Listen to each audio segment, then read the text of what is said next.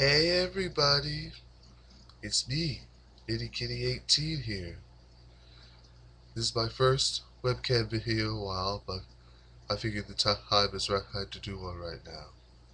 Uh, I'm here to talk about how Pictionary, okay, that is due to the upload of video server classic, aka Yarnell Nicholas, has recently uploaded in care of game show garbage. Yes, yes. I have some thoughts about it compared to when I was a kid when I first saw it in the summer of 1989.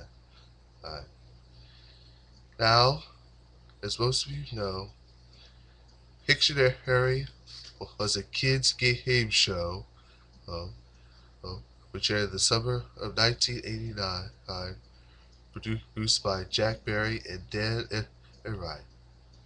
5 years after Jack Berry passed away, hey, and Dan is still alive. Probably hasn't even met Susan Stafford yet.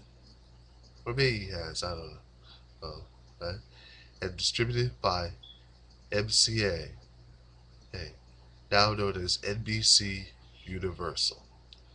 Oh, oh, eh, oh. Yo, oh, not so funny, but the funny thing is,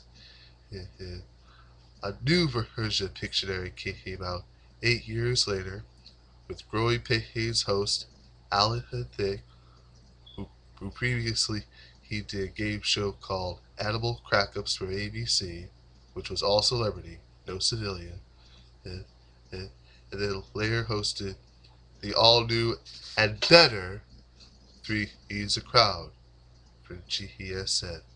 And, uh, uh, the producer of the 1997 Pictionary was former Wheel of Fortune producer Nancy Jones.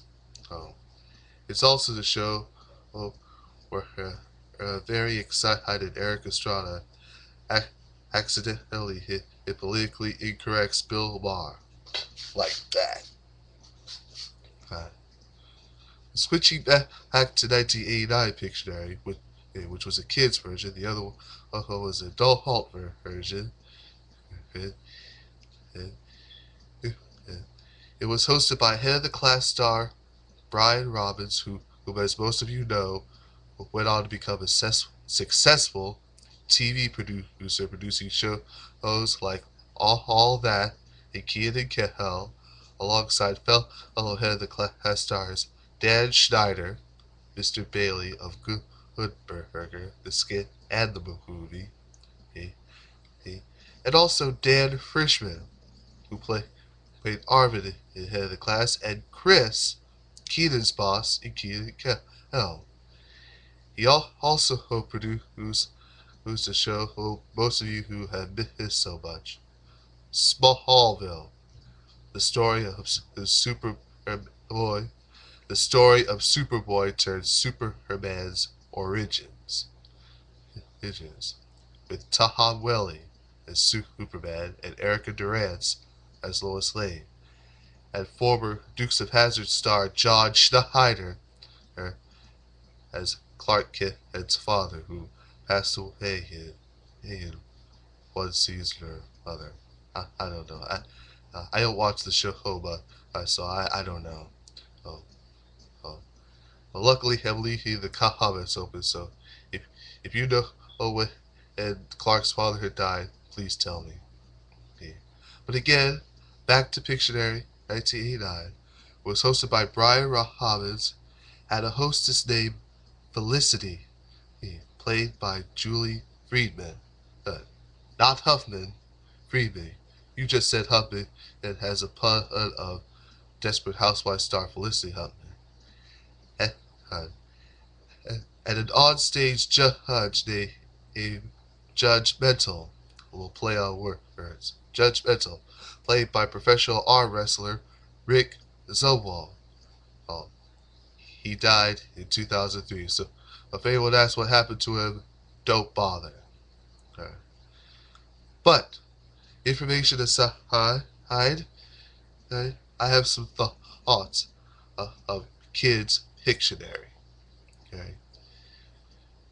The gameplay was all right. In the first round, you simply have to get as many right as you can by virtue of picture clues drawn by the team players who are taking turns throughout. Um, um, you have to get as many right in 60 seconds or less. Yes. Actually, there is no limit. You just simply have to get as many right within the 60-second time limit. The team with the most right gets 10 points. The second round is a puzzle round, where, where all the words and phrases and names are clues to a puzzle. Win, lose, or draw. Uh, a show, uh, uh, a show inspired by Pictionary, hosted by Vicky Lawrence, the better host in my opinion, on NBC for 2 years from 1987 to 1989, and Bert Covey also for 2 years from 1987 to 1989, only to be replaced by Rob Weller in the final season from 1989 to 1990. The reason Rob Weller took over is because Bert Covey was kicked out by producers, and he ended up hosting his later creation, Third Degree. That job was supposed to have gone to who the original master of Hollywood Squares, Peter Marshall. Um, Peter Marshall sued because he got replaced by high producer Bert Covey. But when Covey died, the suit was dropped. But back to Pictionary round two, the puzzle round. As I said, and, and pardon me, pardon me again. 7 words are clues to a puzzle, and to earn the clues, well, they have to guess those clues by the drawings made by one member of the team. He, he. Again, 60 seconds is the time limit. At the end of that time, I'm using the clues already guessed. They must solve the puzzle. Solving, solving the puzzle correctly earn 10 points. Solving the puzzle incorrectly earned the opposing team a chance to earn 10 points for themselves by getting another 30 seconds to draw more clues and then go on to solve the picture themselves. So a possible 20 points can be earned in that round. Uh, Now the final round, and this I love. The final round uh, is a catch-up buzzer round. Um, you know, like the ones you see on Chop Up to You Drop, free for all, all they aimed at two Herbert shows, uh, Tom Candy and Jim hey, and also I'm trying. Oh yeah, Sail the Century speed round.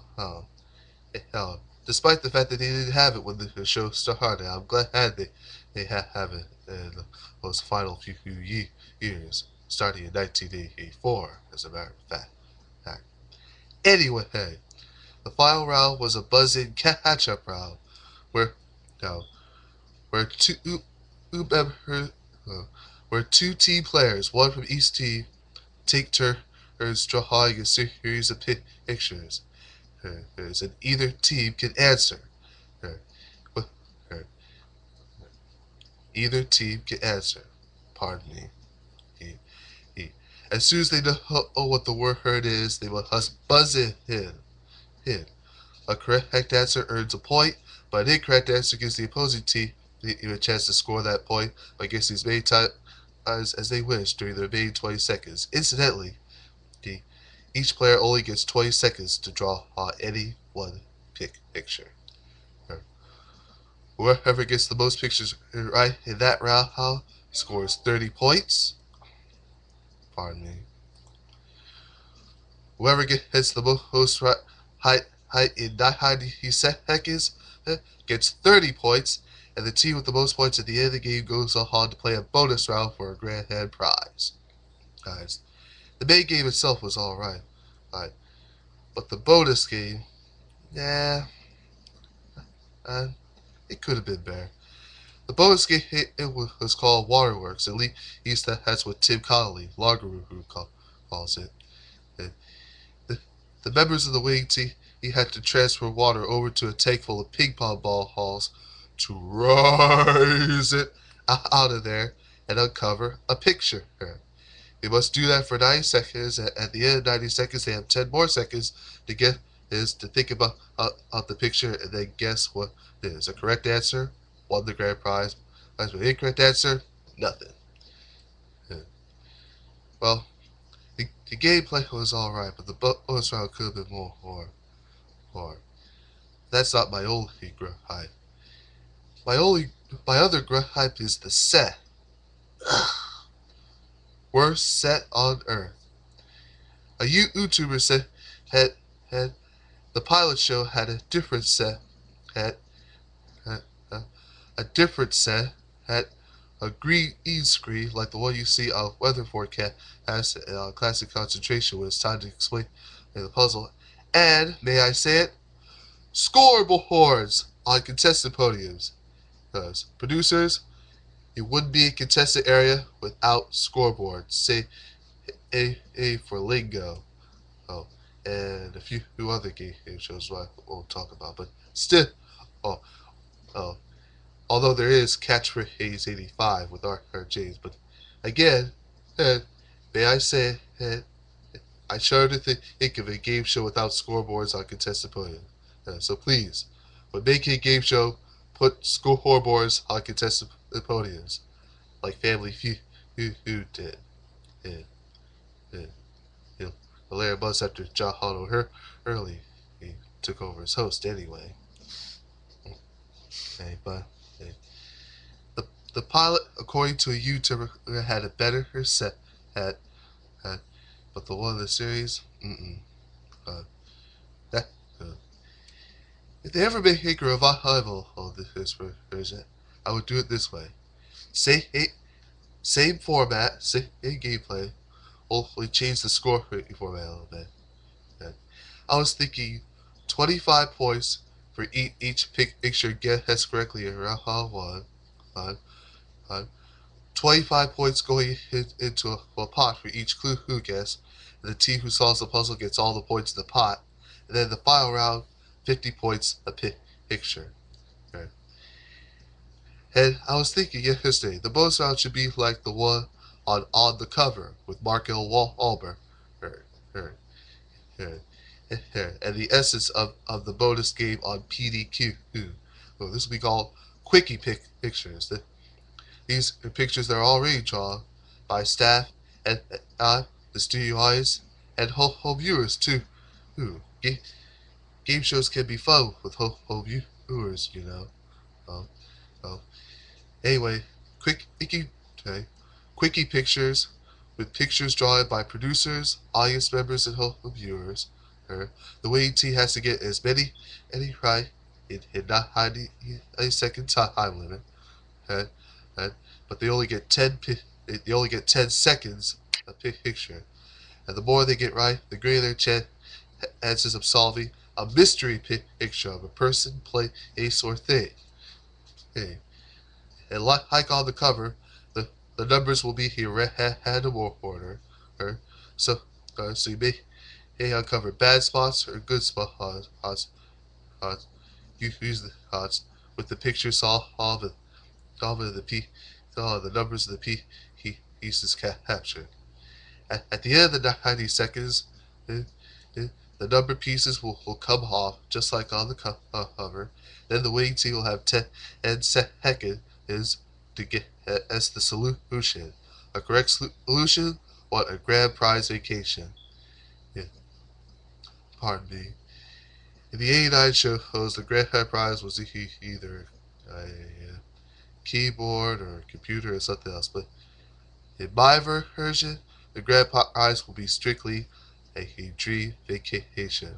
Oh, and in addition, the winning team gets the winning team gets $200 for each picture solved, win or lose.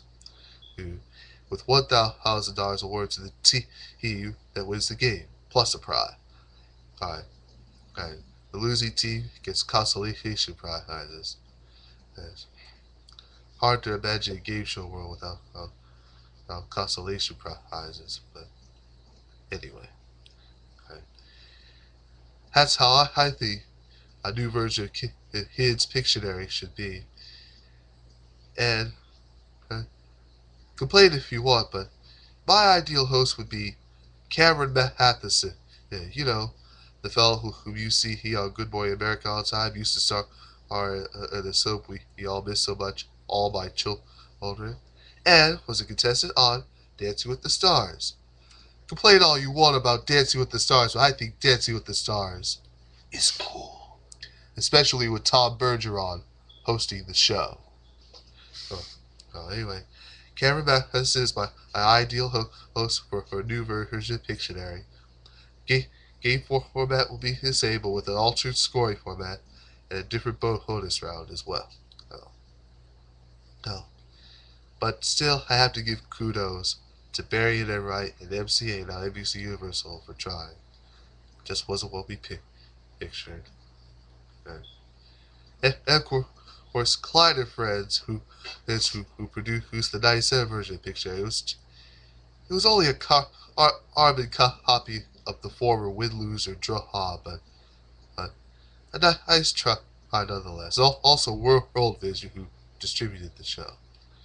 Um, by the way, I also should mention that Pictionary is actually a board game, as most of you know. Oh, the two game show versions were both, and possibly even win, lose, or draw, were both based on the board game Pictionary. They created by Robert Angel and Terry Langston, or Robert Angel and Terry Langston. Uh, they created the game as a family favorite and had even a party favorite ever since. Yes. Yes. Thank you guys for creating Pictionary. I I even have the board game myself.